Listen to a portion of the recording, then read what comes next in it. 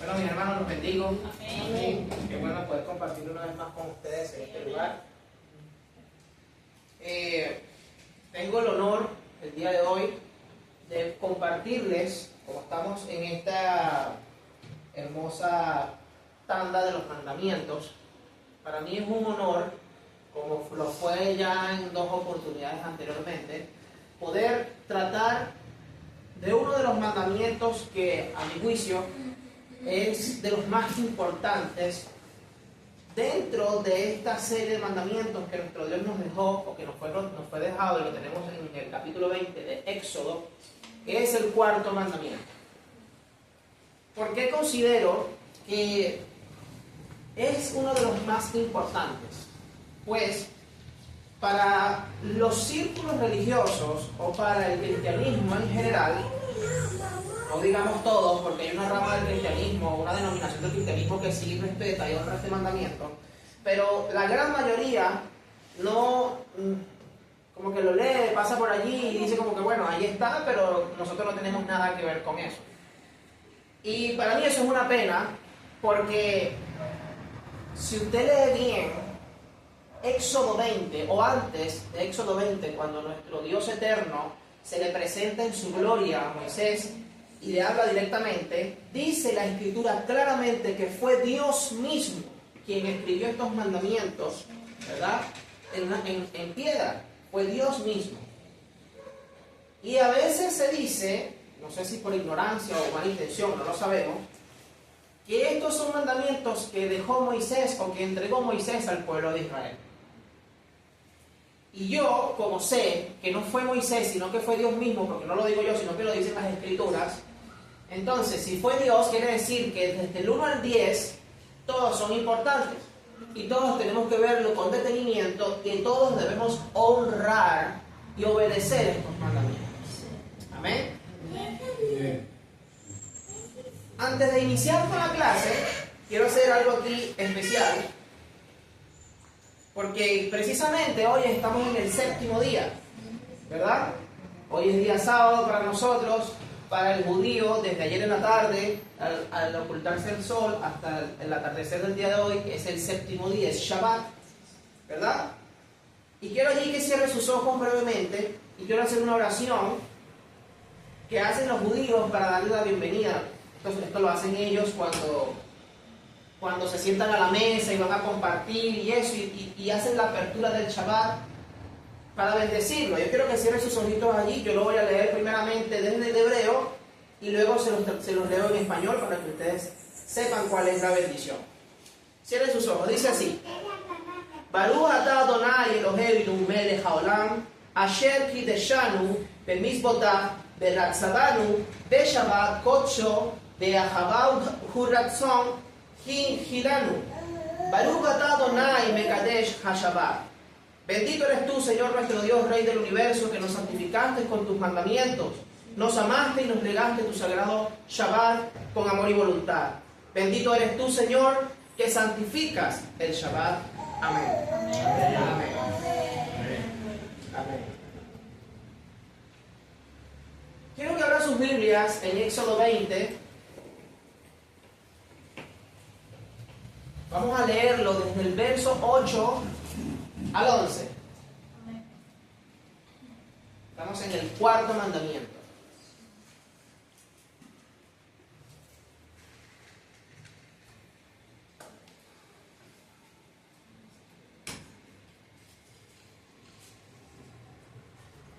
Éxodo 20, verso del 8 al 11. Pero antes de ello, vamos a hacer un breve repaso por los mandamientos que se han visto anteriormente. Tenemos 3 mandamientos que ya los hermanos yo también tuve la oportunidad de poder compartir antes una previa sobre todo esto, pero ya nuestras hermanas habían compartido antes algunos mandamientos que son los primeros 3 mandamientos. ¿Quién se toma la amabilidad de decirme cuál es el primer mandamiento? Por favor. Por favor, ¿algún valiente? No tendrás dioses ajenos delante de él. Amén. El segundo mandamiento sería: No tendrás imagen ni ninguna semejanza. No tendrás imagen ni ninguna semejanza. Y el tercer mandamiento es: no tomarás el nombre del Señor tu Dios en vano. ¿Correcto? Ok. Estos 3 mandamientos, o estos primeros 4 mandamientos, incluso hasta el quinto, tienen una relevancia fundamental. ¿Por qué? Cuando ustedes sabrán que cuando Dios saca al pueblo de Israel de Egipto, ¿verdad? El pueblo de Israel estuvo más de 400 años en esclavitud. Y usted sabe bien, o debe saber, que en Egipto las costumbres eran terriblemente paganas. Terriblemente paganas. Había un paganismo desorbitado. Adoraban a muchos dioses. Eran personas que se hacían imágenes de todo y a todos le daban el nombre de un dios o lo trataban como Dios. Y cuando nuestro Dios saca de Egipto al pueblo de Israel, y cuando hablo de que saca de Egipto, es aún ya cuando los pasó por el Mar Rojo, ya por completo los sacó de ese territorio y los lleva al Sinaí y se revela, lo primero que le dice al pueblo es: yo soy el Señor tu Dios que te sacó de la tierra de Egipto, de tierra de servidumbre, lugar de servidumbre, ¿verdad? Y luego le dice: por lo tanto, no tendrás dioses ajenos delante de mí. Fíjense ustedes cómo nuestro Dios le habla al pueblo de Israel. Es decir, ya ustedes nada tienen que ver con su anterior vida. Nada. Olvídense de todo aquello que pudieron haber aprendido, vivido, adquirido, lo que sea en aquel lugar. De ahora en adelante ustedes se van a regir por las cosas que yo les dictaré, las que les diré, los mandamientos que les entregaré. ¿Y cómo empieza? No tendrás dioses ajenos delante de mí. Es decir, cuando nuestro Dios empieza de esta manera, lo que le está diciendo al pueblo de Israel es: yo soy el único Dios al que ustedes van a adorar, yo soy el único Dios al que ustedes deben honrar. Y mis hermanos, si Dios, nuestro Padre Eterno, se les presenta a ustedes en este momento en una situación similar y les dice a ustedes: ok, pueblo santo, yo soy el Señor su Dios que los sacó del lugar en el que ustedes se encontraban antes de conocerme, fui yo, ¿verdad que sí? Sí. Ahora, no tendrán dioses ajenos delante de mí. Usted tiene que automáticamente decir: ok, tengo que prestar atención aquí porque aquí me van a decir algo que tengo que hacer de ahora en adelante. ¿Ok? Y el Señor luego pasa y dice: no te harás imagen ni ninguna semejanza de las cosas que están en los cielos, ni en la tierra, ni debajo de la tierra. No las adorarás, no las honrarás. ¿Por qué? Porque automáticamente usted ya sabe que Él es el único Dios al que usted debe adorar. Y él al pueblo de Israel no se le presentó de ninguna manera, el pueblo de Israel no lo vio de ninguna manera para que pudiera haber hecho una imagen de Él. De hecho, más adelante, después del último mandamiento, nuestro Dios le aclara esto específicamente al pueblo de Israel. Mire, yo les hablé a ustedes desde el cielo, y les pregunta, y les dice: ustedes no vieron ninguna imagen, ninguna. Por lo tanto, no se hagan imagen, y les reitero otra vez lo mismo. Después le dice: no tomes el nombre del Señor tu Dios en vano. No lo tomes. Es decir, las cosas que conciernen a mí no son juegos. Esto no es un juego. Esto requiere de un compromiso. Es decir, nuestro Dios está pidiendo de nosotros y demanda de nosotros, después de habernos rescatado de la esclavitud, que demanda obediencia y honra. La mejor manera que tenemos nosotros de demostrarle a nuestro Dios que le amamos no es diciéndole: te amo, papá, te amo, Dios. No. Es obedeciendo. ¿Estamos de acuerdo? Pasa igual con nuestros hijos. Nuestros hijos no pueden decir a nosotros mucho: te amo, papá, te quiero, te adoro, y te abraza y te besa. Pero si usted le dice a su hijo: no haga eso, y su hijo lo hace, entonces ¿dónde está el amor manifiesto? Lo mismo pasa con nosotros y nuestro Dios. Si Dios a usted le dice: no tengas dioses ajenos, no te hagas imágenes, no tomes el nombre del Señor tu Dios en vano, y la persona hace todo lo contrario, la persona le puede decir muchas veces a Dios: te amo, no puedo vivir mi vida sin ti, eres lo mejor que me ha pasado, eres esto, eres lo otro. Pero si no obedece, ¿dónde está el amor? ¿Dónde está el amor? Y esto sucede porque la estructura de pensamiento que tenemos, o que se ha recogido desde hace 2000 años para acá, ha sido una estructura de pensamiento muy romántica, donde todo está pegado al sentimentalismo, al manifestar emociones, al tratar de novelizar las cosas que nosotros entendemos como buenas, y resulta que para nuestro Dios no es así. Para nuestro Dios, la mejor muestra de que le amamos es así como Él hizo, porque la Escritura dice que nuestro Dios amó al mundo y ¿cómo nos demostró? Entregando a su Hijo unigénito para que todo el que crea no se pierda. ¿Es correcto, verdad? Sí. Es decir, si usted dice a Dios que le ama, usted lo primero que tiene que hacer es entregarle a Él su vida. ¿Y de qué manera lo hace? Obedeciendo. Amén. Por eso nuestro Dios empieza, ante los 10 mandamientos, empieza diciendo esto. Yo fui el que te sacó de la casa de esclavitud, del lugar donde eras esclavo, donde la pasabas mal. Cada uno ha tenido su experiencia particular. Cada uno antes de conocer al Señor tuvo su propio Egipto, de alguna manera. Y nuestro Dios, cuando le conocimos, podemos decir que nos sacó de ese lugar. Y Dios nos dice, acuérdate que fui yo el que te rescató. Si yo fui el que te rescató y tú quieres una vida diferente, vive la vida según estos parámetros. Y ya conocen cuáles son los mandamientos. Y el día de hoy tengo el honor de hablarle sobre el cuarto mandamiento. Ahora vamos a leer Éxodo 20 del 8 al 11. Dice así. Acuérdate del Shabbat, del día de reposo, para santificarlo. 6 días trabajarás y harás toda tu obra, pero el séptimo será reposo para el Señor tu Dios.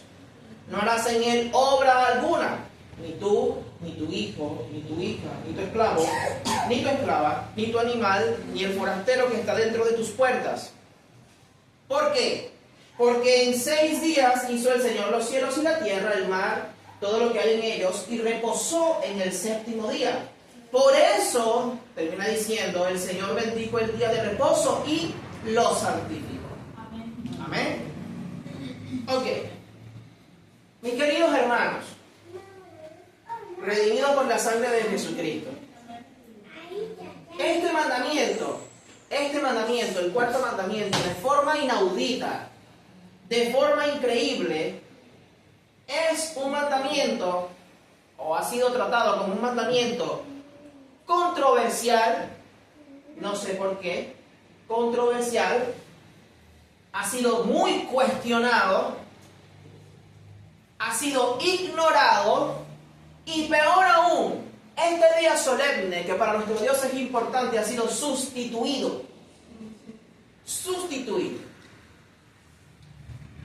Y ha sido sustituido por la mayoría de los creyentes en el Mesías. Y yo les pregunto a ustedes, el Mesías, nuestro Señor y Salvador, Yeshua, nuestro Señor Jesucristo, ¿a qué pueblo pertenecía Él? Al pueblo de Israel.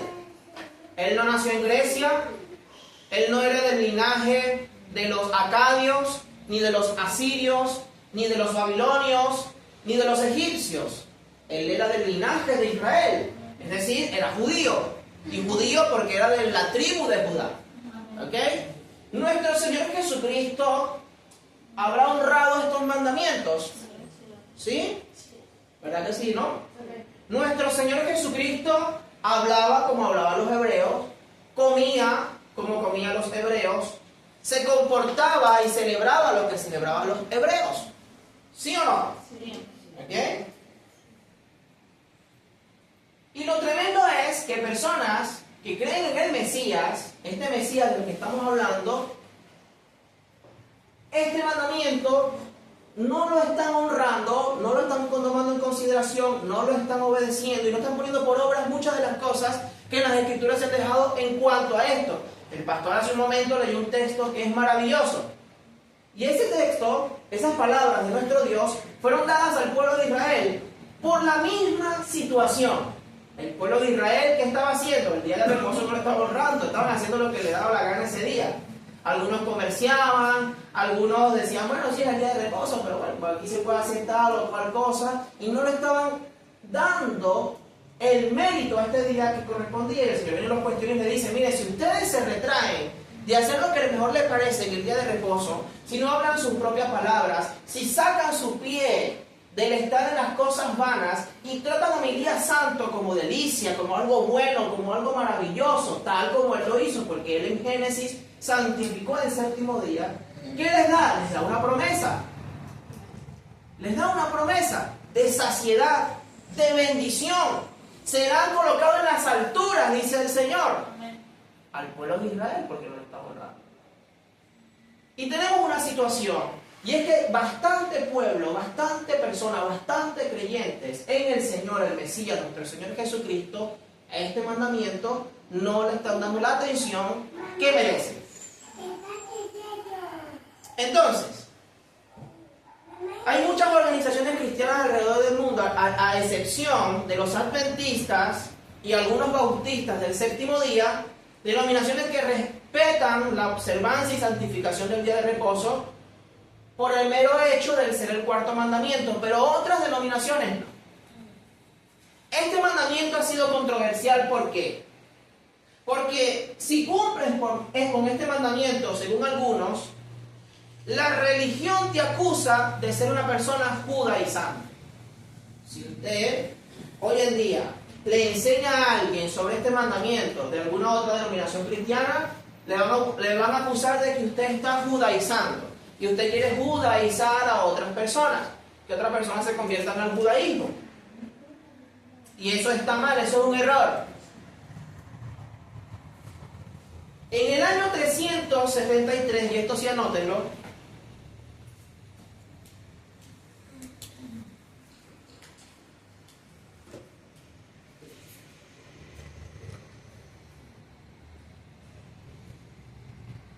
del 364 al 373, tuvo lugar, y perdónenme si fallo en alguno de los años, tuvo lugar un concilio llamado el Concilio de la Odisea. Concilio de la Odisea.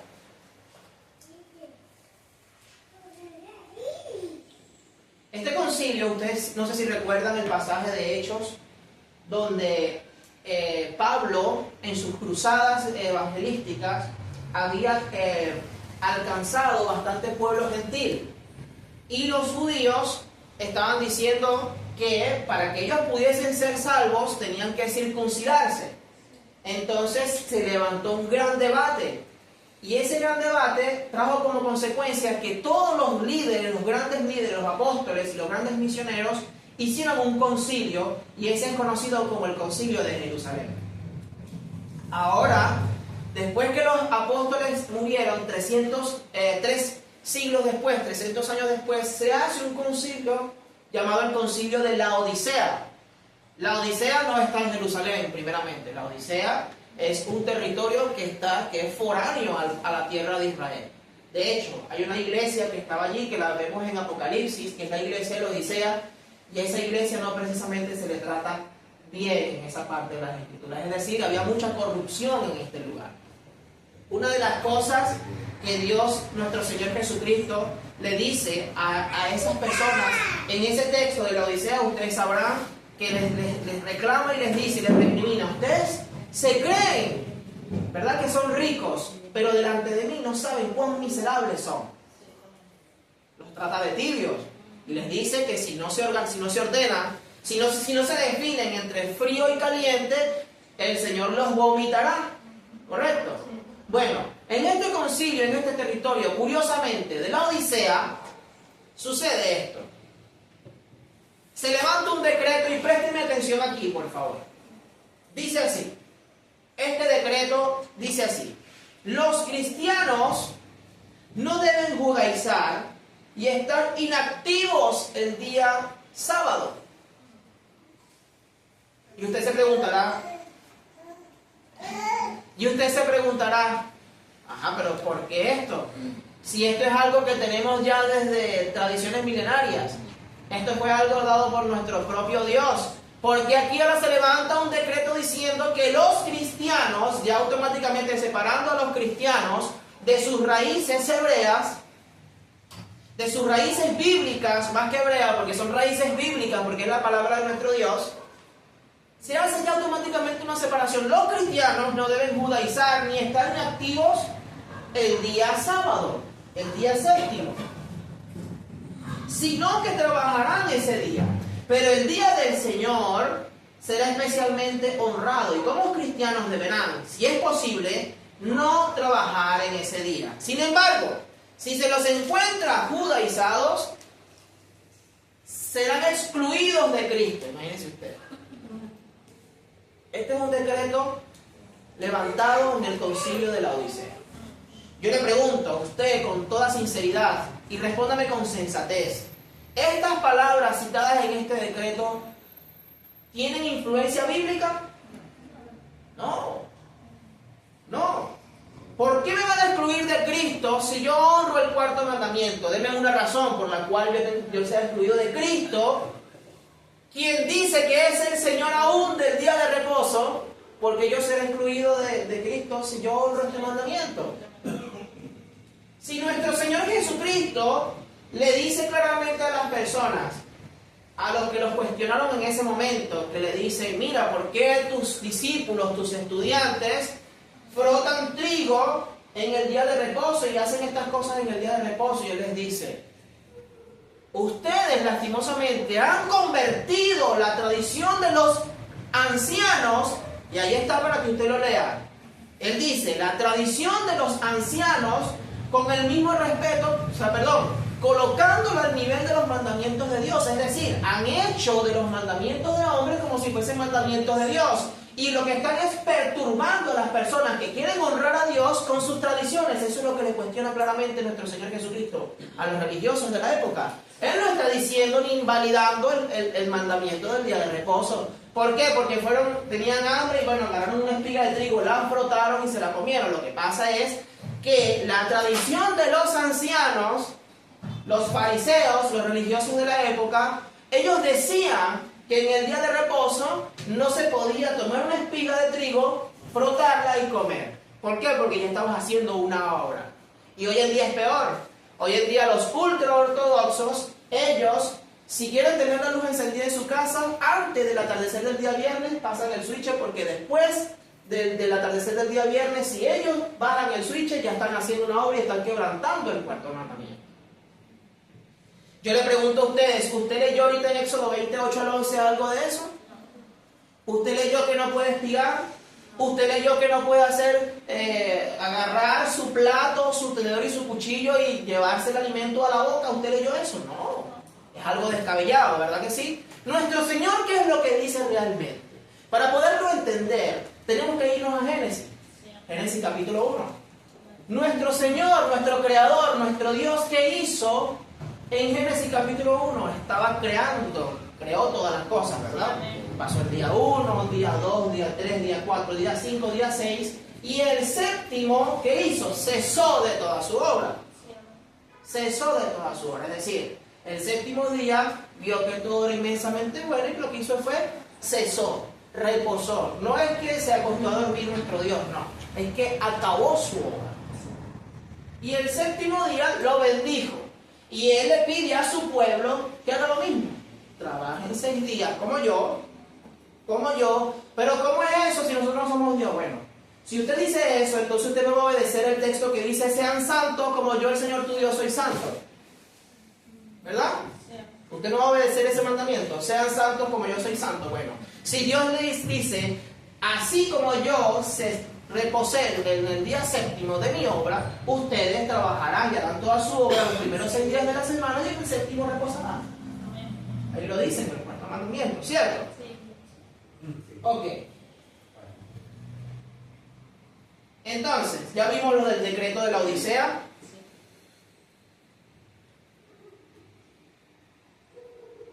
Esta cita la podrán encontrar, anoten allí la cita, en un texto llamado Historia de los Concilios de la Iglesia, volumen 2, página 316. Historia de los Concilios de la Iglesia, volumen 2, página 316. Allí cuando ustedes puedan, busquen la cita y lean y corroboren lo que yo les estoy enseñando acá. Este mandamiento ha sido cuestionado. ¿Por qué? Porque según algunos, en su interpretación de las Escrituras, estamos bajo la gracia y no bajo la ley. Porque agarraron unas palabras de Pablo, las torcieron y hicieron de eso una doctrina. La enseñanza de que este mandamiento ya no tiene vigencia procede de una torcida interpretación dada a las siguientes palabras de Pablo. Vamos rápidamente a Romanos 6, Capítulo 6, verso 12 al 14. Todos me acompañan en esta lectura.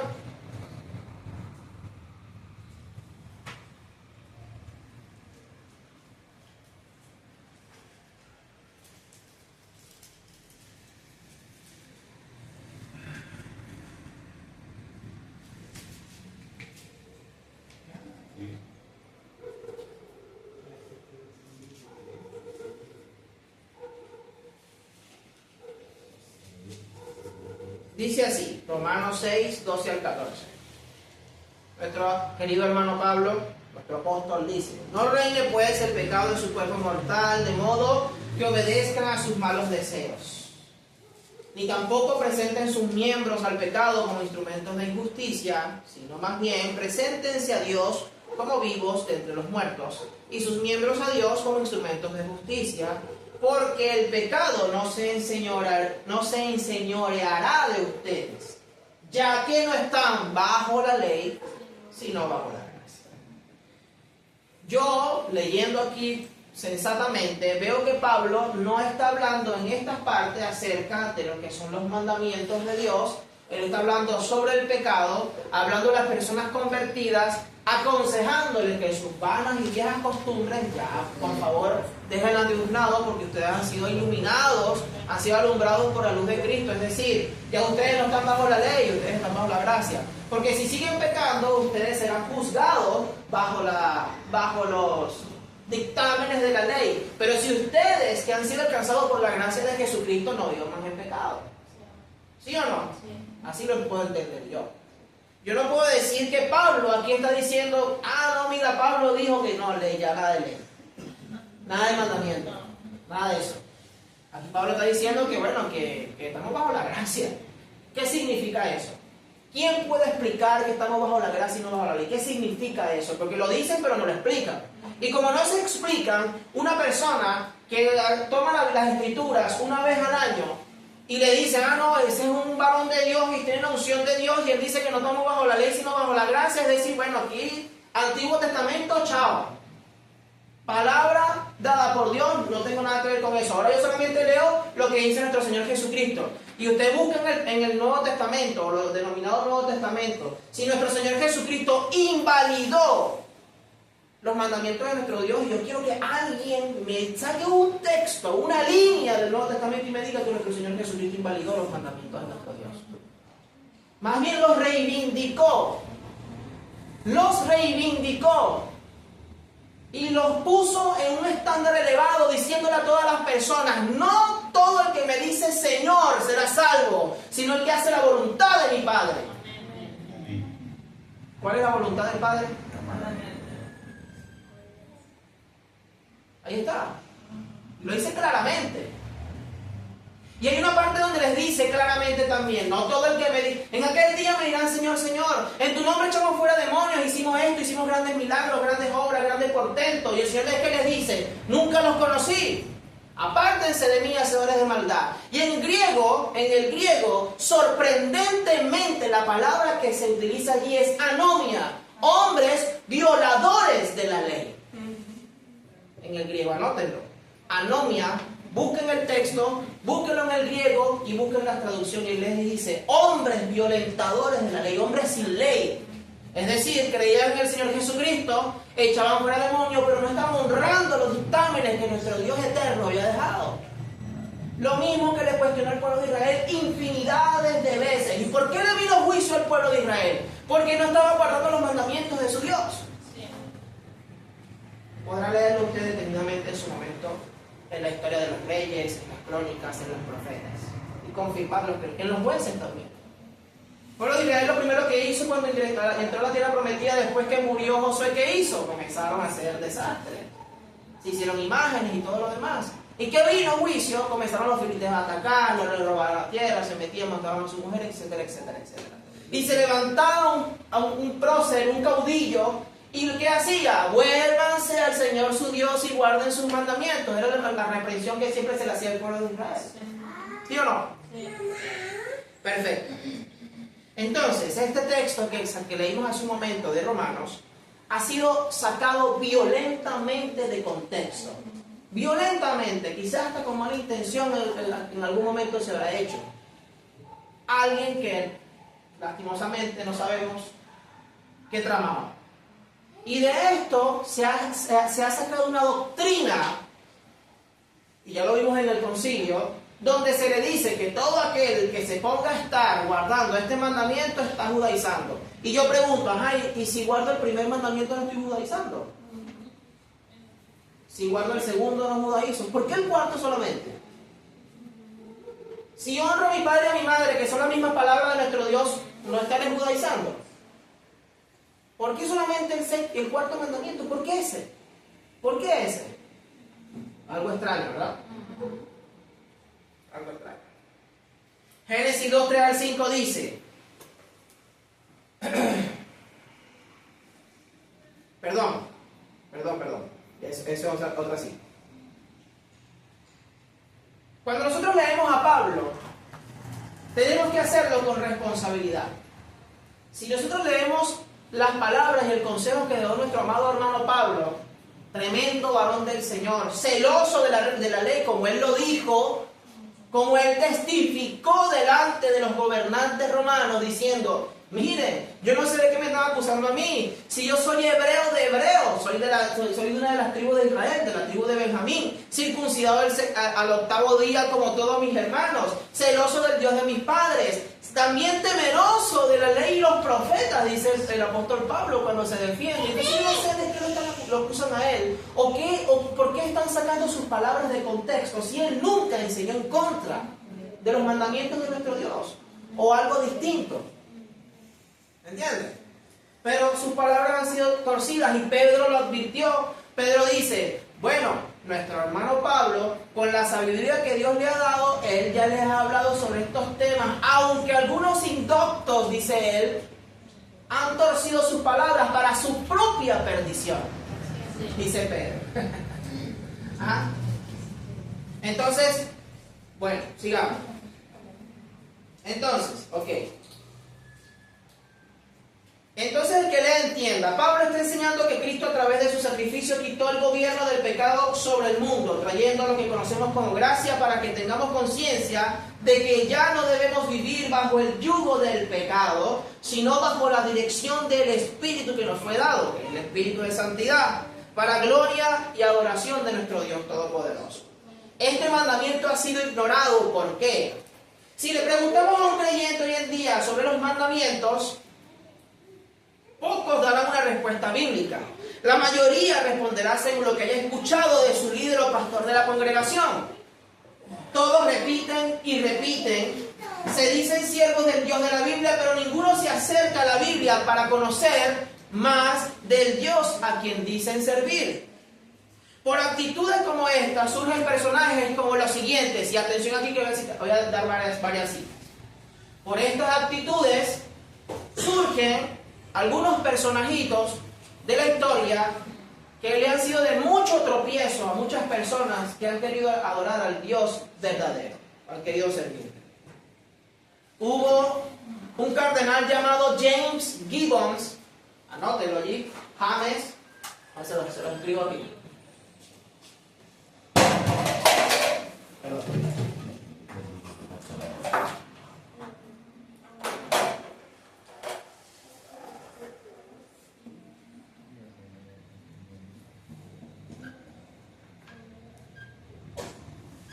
Ahí está.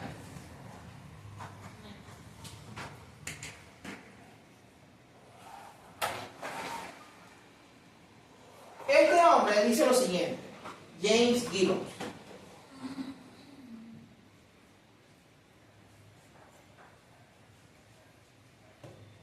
Él dice esto. Ahora bien, escuchen aquí esta barbaridad. Ahora bien, las Escrituras no contienen por sí solas todas las verdades que un cristiano está obligado a creer, ni ordenan explícitamente todos los deberes que está obligado a practicar. Por no mencionar otros ejemplos, no está todo cristiano obligado a santificar el domingo y a abstenerse de este día de trabajos civiles de trabajos civiles e innecesarios. No se encuentra la observancia de esta ley entre los más destacados de nuestros deberes sagrados. Pero usted puede leer la Biblia desde Génesis hasta Apocalipsis y no encontrará una sola línea que autorice la santificación del día domingo. Voy a repetir esta parte. Dice: no está todo cristiano obligado a santificar el domingo y a abstenerse en ese día de trabajos serviles innecesarios. Un cristiano escucha esto y dice: sí, nosotros santificamos el domingo y descansamos en el domingo. No se encuentra la observancia de esta ley entre los más destacados de nuestros deberes sagrados. Y el cristiano dirá: oye, sí, el domingo es el día en que el Señor Jesucristo resucitó. Imagínense, ustedes dicen así.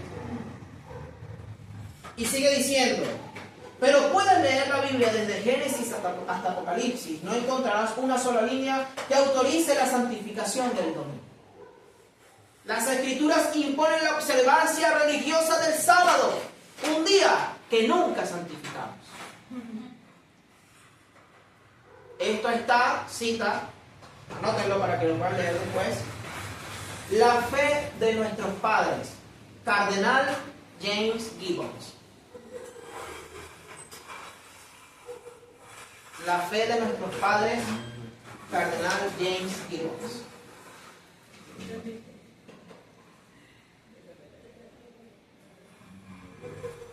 Un sacerdote anglicano llamado Isaac Williams dice lo siguiente. Isaac Williams.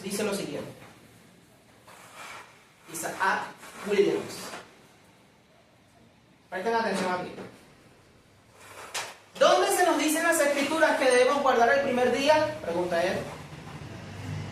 Se nos manda a guardar el séptimo, pero en ninguna parte se nos ordena guardar el primer día. La razón por la que guardamos como santo el primer día de la semana en lugar del séptimo es la misma por la que observamos muchas otras cosas. No porque lo ordene la Biblia, sino porque la Iglesia lo ha ordenado. Cita: claros sermones, sobre el catecismo. Isaac Williams. Claros sermones sobre el catecismo. Estamos hablando de sacerdotes católicos, ¿ok? Pero no se olviden que el protestantismo viene de una rebelión de la Iglesia católica. Ya vamos para allá para que puedan entender. El día de reposo como el día santo, como día sagrado, ha sido sustituido. ¿Por qué? Como día de descanso bajo la orden de un enemigo de Dios llamado Constantino en el año 321, y este enemigo de Dios fue un ser perverso, dañino, que dio muchas barbaridades, y entre muchas barbaridades que dijo que tuvo un sueño donde vio a Jesucristo y todo lo demás, y bueno, él prácticamente se hacía divino, como todos los César igual. Él fue el que instituyó el cristianismo como religión oficial en el Imperio Romano. Y él hace lo siguiente en el año 321, específicamente el 7 de marzo del año 321. Dice: el emperador Constantino I, el 7 de marzo del año 321, emitió un edicto declarando que el domingo tenía que ser el día de descanso. Es decir, ¿por qué fue necesario que este hombre decretara como día de reposo el domingo? ¿Por qué creen ustedes? Alguien que automáticamente me lo diga. ¿Por qué? ¿Por qué? Porque ya el séptimo se descansaba. ¿Por qué tiene que ponerlo como ley el día primero? ¿Por qué? Porque la gente anteriormente, antes del Imperio Romano, la gente, usted podrá investigarlo luego, en Europa y en Oriente, el día que la persona reposaba era el día séptimo, era general. Ni siquiera las personas que no conocían al Dios verdadero, todo el mundo como por forma regular descansaba el séptimo día. Esto podrán investigarlo ustedes luego. Pero ¿por qué se hace decreto? ¿Por qué? Ya vamos a verlo ya. Era necesario para este hombre convertir esto en un decreto y decir, mire, el que no descanse en el día domingo, bueno, esta persona será juzgada de esta manera y sentenciada de esta manera. Ya vimos lo que sucedió también en el concilio de la Odisea, lo que hacían ellos. Entonces, dice así el decreto: en el venerable día del sol, que los magistrados y las personas en las ciudades descansen y que todos los talleres cierren. El venerable día del sol es el día domingo. Y vamos a leer algo acá rapidito.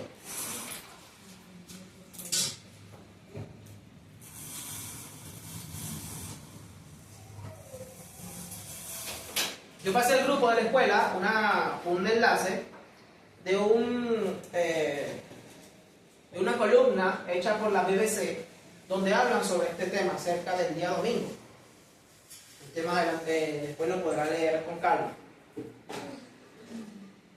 Usted lo podrá leer con calma después.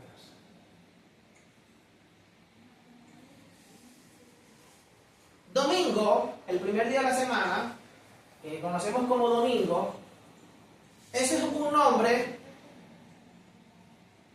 puesto en el Imperio Romano a los días. En los hebreos, con el calendario hebreo, los días no tienen nombre. Los días tienen un número. ¿Okay?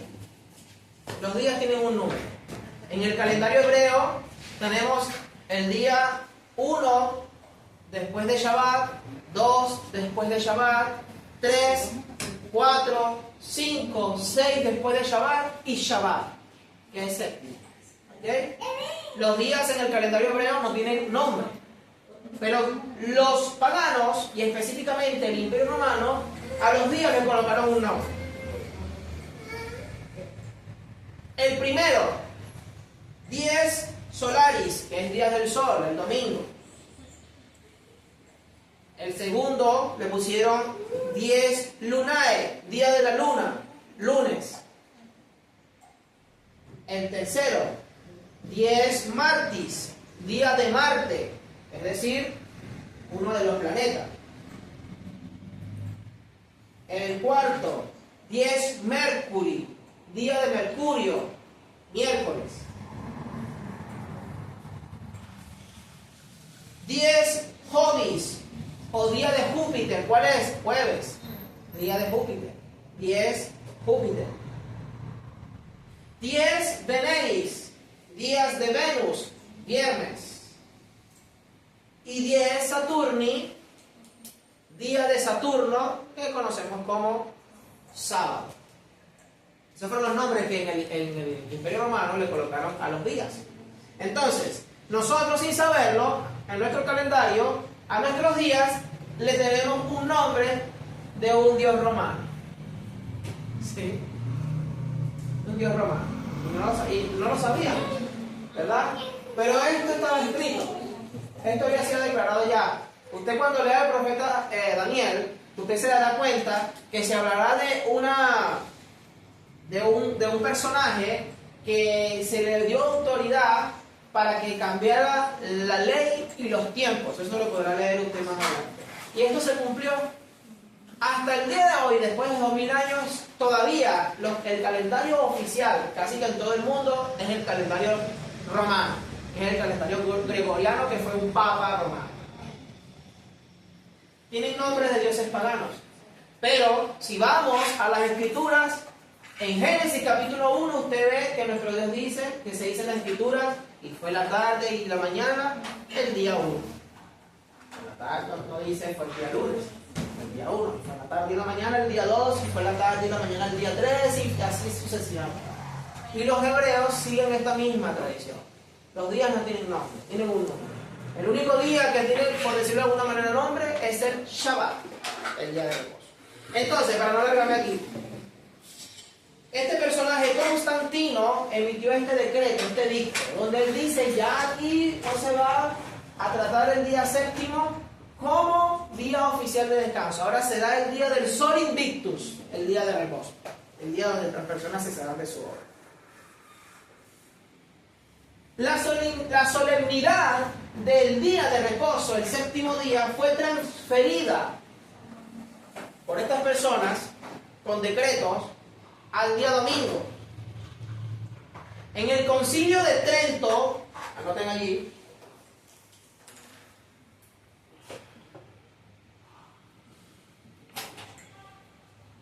Trento, año 1566,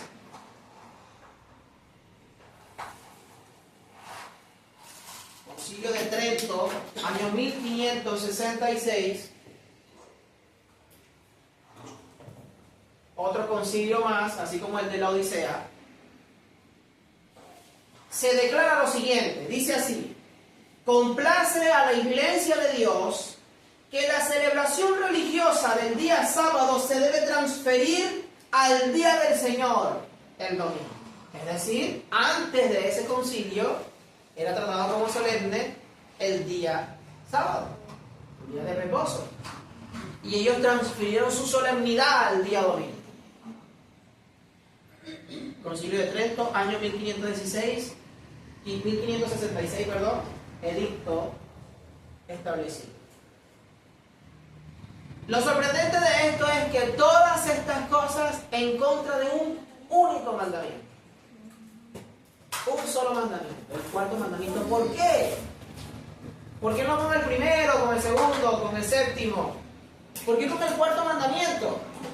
¿Qué pasa con el cuarto mandamiento? ¿Verdad? En el Evangelio de Juan, capítulo 15, verso 10, dice lo siguiente: si guardan mis mandamientos, permanecerán en mi amor, como yo también he guardado los mandamientos de Padre, dice el Señor, y permanezco en su amor. Toda enseñanza en contra de los mandamientos proviene de una aversión hacia los judíos específicamente, como para hacer una separación de los pueblos. Y Pablo dice claramente que no hay separación alguna, porque la barrera, la pared que nos separaba y nos convertía en dos pueblos, nuestro Señor Jesucristo la derribó. ¿Y la derribó con qué? En su carne, quitando la enemistad entre los dos pueblos. Ahora somos un único pueblo para el Dios vivo. Amén. No es que Él anuló la ley, no, Él en su carne derribó esa barrera. Y específicamente Pablo en todos esos textos lo único que está hablando es de la circuncisión. ¿Por qué? Porque había un empeño en decirle a los creyentes en el Señor Jesucristo que para que pudiesen ser salvos tenían que circuncidarse únicamente. Y Pablo incluso en Corintio dice: miren mis hermanos, ni la circuncisión ni la incircuncisión tiene nada que ver. Aquí lo único importante es guardar los mandamientos de Dios. Búsquelo. Corintios, segunda de Corintios. Lo dice Pablo. Aquí lo que importa es guardar los mandamientos de Dios. Continuamos aquí.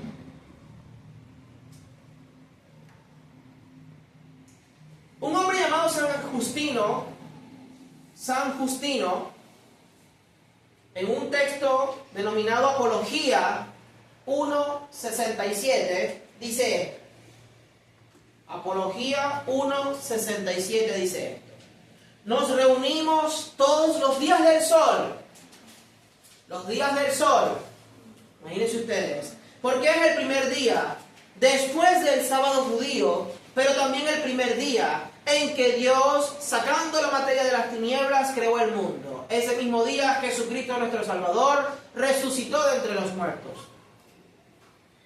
El gran problema con todo esto es que los mandamientos no fueron dados por los judíos.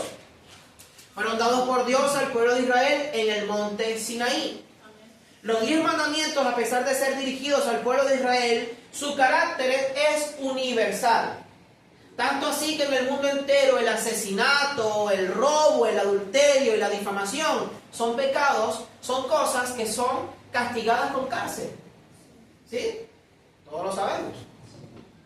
Todos estamos de acuerdo en que debemos adorar un solo Dios, que no debemos practicar la idolatría, que debemos honrar a nuestros padres, que no debemos asesinar, robar, adulterar, codiciar ni difamar a nuestro prójimo. Pero no todos estamos de acuerdo con el cuarto mandamiento.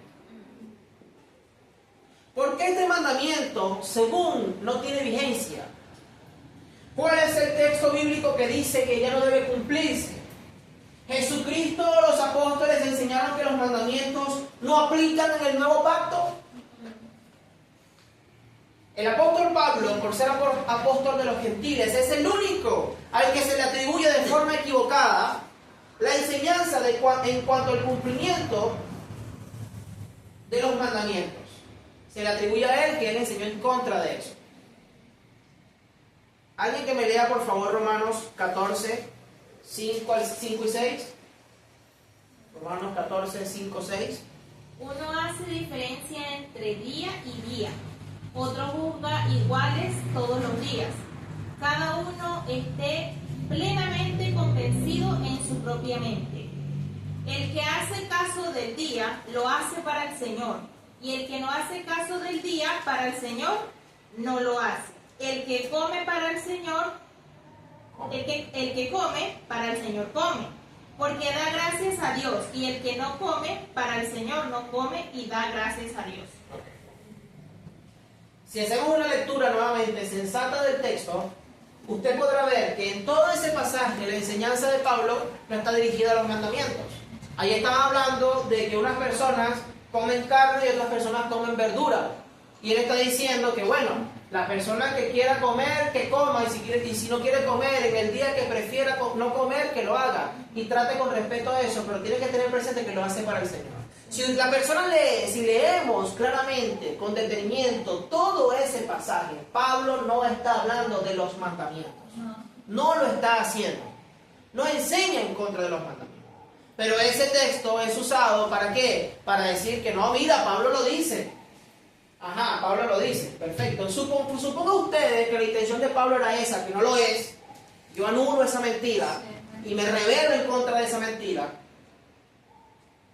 Ok, entonces, ¿obedecemos más a Pablo que a nuestro Señor Jesucristo o al resto de los apóstoles? ¿Ah? No, ¿verdad? No hay sensatez allí. Pero como yo sé que no fue la intención de nuestro apóstol Pablo enseñar sobre eso, de esa manera, ¿verdad? No hay que tomarlo así. Que lo que tenemos que hacer es hacer un estudio exhaustivo de las Escrituras para no caer en estas mentiras, en estas trampas. Por favor, alguien que lea Colosenses 2, 16, 17. Por tanto, nadie nos juzgue en comida o en bebida, o en cuanto a días de fiesta, luna nueva o días de reposo. Todo lo cual es sombra de lo que ha de venir, pero el cuerpo es de Cristo. Aquí yo le voy a hacer dos preguntas. Pablo dice, ¿estas cosas fueron sombra o es sombra de lo que ha de venir? ¿Cómo dice? Las cuales son sombra de lo que ha de venir. Por tanto, nadie os juzgue en comida o bebida, o en cuanto días a fiesta, la luna nueva o días de reposo. Todo lo cual es sombra de lo que ha de venir. Todo lo cual es, no fue sombra, es. ¿Qué significa eso? ¿Que está vigente o no? Sí. Ajá, entonces, ¿cómo somos juzgados si honramos el día de reposo y los alimentos que son tratados como apropiados en las Escrituras? ¿Cómo somos juzgados entonces? ¿Quién me lo puede decir? Si algo que es sombra de lo que ha de venir, tiene que ser entonces que la forma en que eran juzgados es que ¿qué haces tú guardando el día de reposo? Si tú eres un pagano, ¿sí o no? Porque de lo contrario, ¿cómo lo juzgan diciéndole, ¿cómo lo juzgan diciéndole a la persona entonces, por el mero hecho de guardar el mandamiento, decirle, no guardas el mandamiento, por ejemplo? Eso para mí no es un juicio. Para mí un juicio es, o la forma de juzgar al creyente sobre este asunto es decirle, tú no tienes que guardar el día de reposo porque tú no eres judío. Eso es juzgar. Eso es juzgar, ¿o no? Me parece a mí. Pero este es un texto que se le pueden dar interpretaciones, y lastimosamente de las interpretaciones que se le han dado es que Pablo está diciendo que no, y mira, ya no tenemos nosotros que estar honrando este mandamiento. El asunto del día de reposo no es para nosotros los gentiles, dice. Lo cual es sombra de lo que ha de venir. Y yo le pregunto, ¿qué es lo que proyecta una sombra? Un cuerpo. ¿Y cuál es el cuerpo? Pablo dice que el cuerpo es Cristo. Sombra de lo que ha de venir, y el cuerpo es Cristo. Es decir, incluso aún cuando nuestro Señor Jesucristo se manifieste por segunda vez, estos mandamientos serán y seguirán siendo obrados. Y se lo voy a demostrar por las escrituras que será así. ¿Quién puede leerme ya para cerrar Gálatas 4, 9 al 10? Por favor.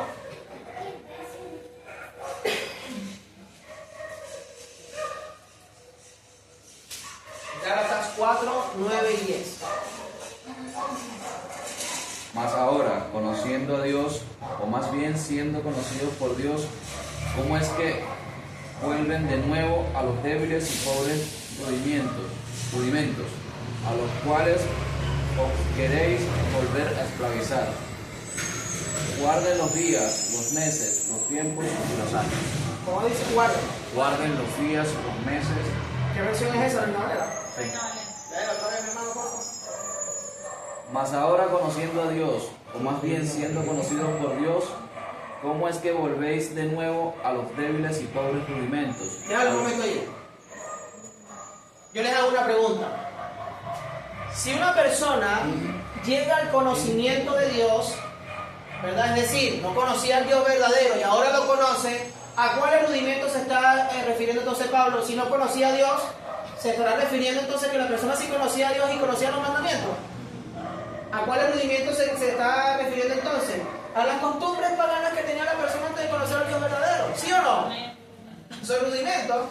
Ahí le está diciendo, ahora que ustedes conocen a Dios, ¿cómo que sigue diciendo mi hermano? A los cuales os queréis volver a esclavizar. No, pero después que le dice, ahora que han llegado al conocimiento de Dios, ¿cómo es que quieren ahora, cómo es que quieren seguir ustedes esclavizados, no? ¿Cómo es que... perdón. Mas ahora conociendo a Dios, o más bien siendo conocidos por Dios, ¿cómo es que queréis volver... ¿Cómo es que os volvéis de nuevo a débiles y pobres rudimentos, a los cuales queréis volver a esclavizar? Guarden los días, los meses, los tiempos y los años. Okay. Si se está refiriendo a los viejos rudimentos antes de conocer al Dios verdadero, en nuestro caso, por ejemplo, si ustedes ahora conocen al Dios verdadero, ¿cómo es que celebran ustedes o quieren esclavizarse? Están celebrando San Valentín, Semana Santa, Navidad. Básicamente eso es lo que está diciendo Pablo, para poderlo entender. ¿Sí? Para poderlo entender. En aquel entonces las personas celebraban otras cosas, tenían otras fiestas paganas y tenían otros días honorables para ellos, que eran célebres para ellos. Y le dicen, no, ¿cómo es que ustedes van a esclavizarse a eso si ustedes ya conocen al Dios verdadero? ¿Qué sigue diciendo mi hermano, por favor? El 10 guardáis los días, los meses, los tiempos y los años. Ajá. ¿Qué más dice? Me temo que vosotros, que haya trabajado en vano con vosotros. Os ruego, hermanos, que os hagáis como yo, porque yo también me hice como vosotros. Ningún agravio me habéis hecho. Vuélvanse como yo, dice Pablo. Sean como yo. Es decir, la enseñanza de Pablo nunca fue, y estoy plenamente convencido, después que lo he leído y he releído sus cartas, me he convencido que él nunca de los nunca enseñó en contra de los mandamientos de Dios, sino todo lo contrario. De hecho, hay un texto en Romano que dice que la ley es santa. Por ejemplo, él dice, no, vamos a decir entonces que por la gracia invalidamos la ley. De ninguna manera, dice Pablo, de ninguna manera. No, más bien por la ley es que nosotros sabemos que no debemos robar, que no debemos matar, que no debemos hacer y hacer este tipo de cosas. ¿Y cuáles mandamientos cita Pablo allí? Los 10 mandamientos está citando. ¿Dónde es que se dice no robarás y no matarás? En el decálogo, los 10 mandamientos. Entonces por la ley nosotros hacemos estas cosas. Lo que pasa es que por esos mandamientos nosotros conocemos lo que es pecado delante de Dios. Y por Jesucristo nosotros somos justificados, porque lastimosamente por nuestra naturaleza humana, nosotros lastimosamente en estas cosas de alguna u otra manera podemos incurrir, pero por Jesucristo nosotros somos perdonados de nuestros pecados y somos justificados por su gracia.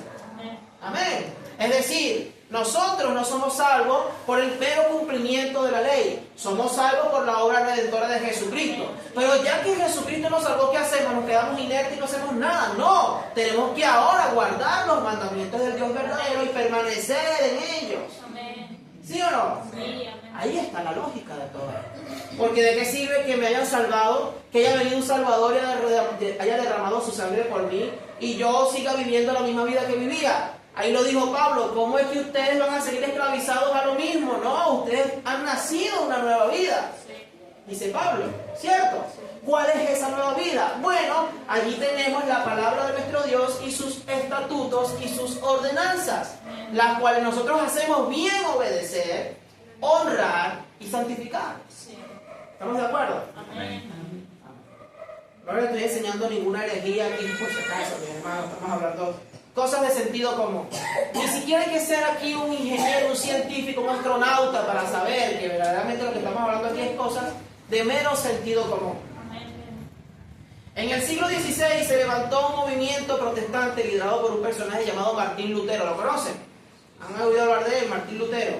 De ese movimiento surgieron las distintas denominaciones que hoy conocemos, tales como las denominaciones evangélicas, luteranos, calvinistas, bautistas, anglicanos, metodistas, pentecostales y evangélicos de toda clase.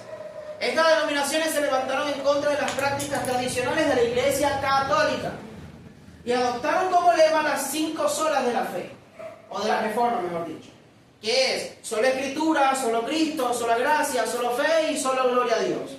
Estos principios los constituyeron pilares de las nuevas prácticas de la fe, reconociendo que la casta romana había pervertido la doctrina bíblica y que ahora ellos serían los pioneros de un regreso a las sendas bíblicas. El problema con este movimiento es que a pesar de haber hecho reformas importantes en cuanto a la correcta adoración del Dios de la Biblia, hubo prácticas que pasaron desapercibidas y que siguen vigentes hasta el día de hoy.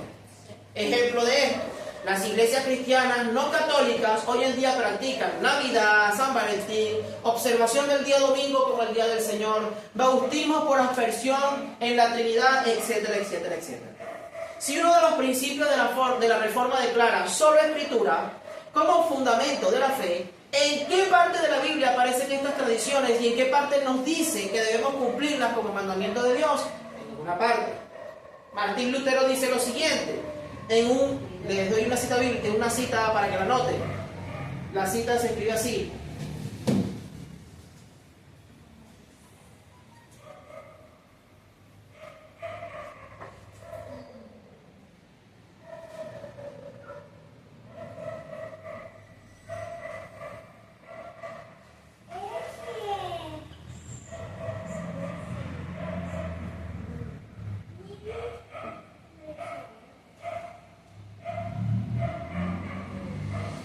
la cita es esta, Luther, tomo 3, página 643. Martín Lutero aquí dice lo siguiente. Martín Lutero dice esto, el padre de la Reforma. Dice así: la naturaleza exige que las personas y los animales descansen un día de la semana. El que desea hacer de este día de reposo una ley positiva, dice él, una obra de Dios, debe adoptar el sábado y no el domingo, dice él, pues el sábado fue determinado a los israelitas y no el domingo. Es decir, él está diciendo que el que desea hacer de esto algo bueno, algo que es como una obra de Dios, el día que debe descansar es el día ese, dice él. Y yo pregunto, ¿por qué no enseñaron entonces a favor del mandamiento de Dios? ¿Por qué no lo enseñaron? Otra cita, Confesión de Augsburgo, artículo 28, párrafo 9. Confesión de Augsburgo, artículo 28, párrafo 9. Dice así. Este es Martín Lutero, ¿ok? Él se rebeló en contra del catolicismo romano. Él nunca dejó de ser católico. De hecho, él nunca dejó de creer en la Virgen María como creen los católicos en la Virgen María. ¿Ok? Para que lo sepan.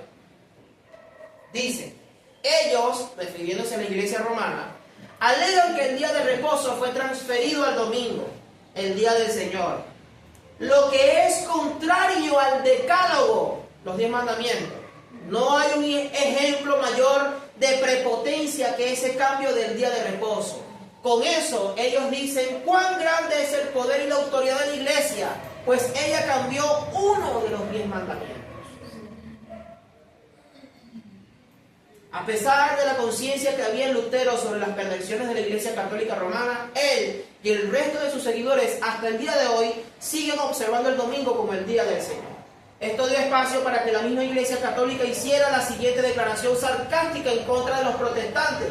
Otra cita: Catecismo Doctrinal, artículo de 1846. Dice así: la Iglesia, por el poder que le concedió el Señor, cambió la observación del sábado al domingo. La palabra domingo no aparece en la Biblia.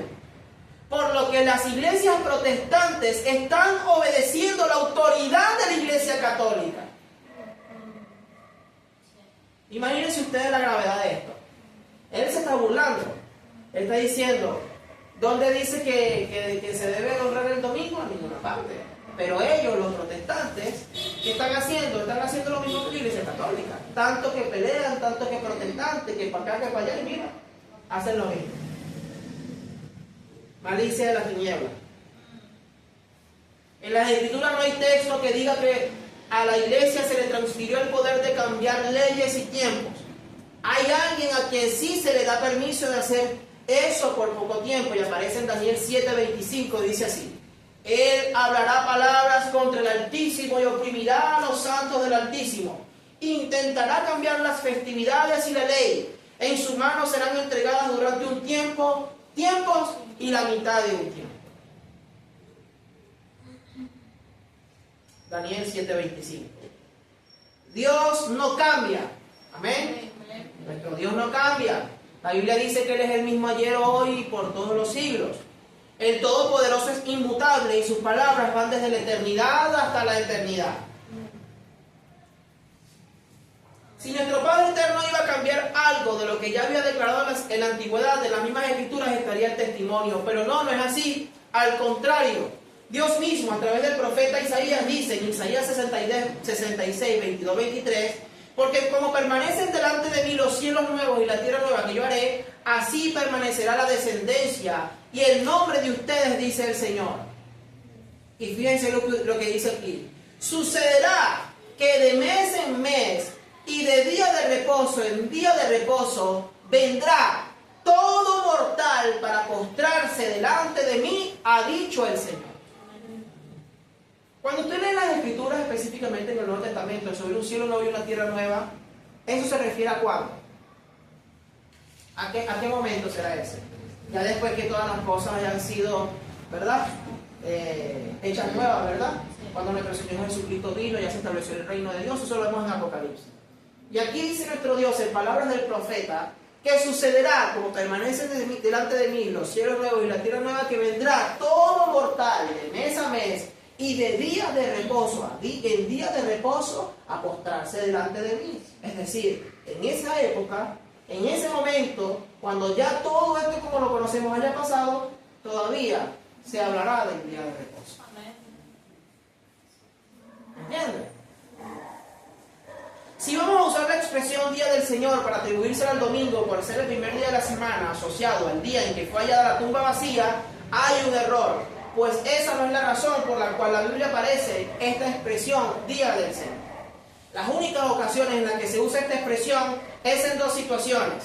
Una, que es la más repetida y que los profetas, refiriéndose al día del fin de todas las cosas, ellos llaman ese día el Día del Señor. Y la otra la usa el Señor Jesucristo para referirse específicamente al día de reposo. Mateo 2, 27, 28 dice: también les dijo, el sábado fue hecho para el hombre y no el hombre para el sábado.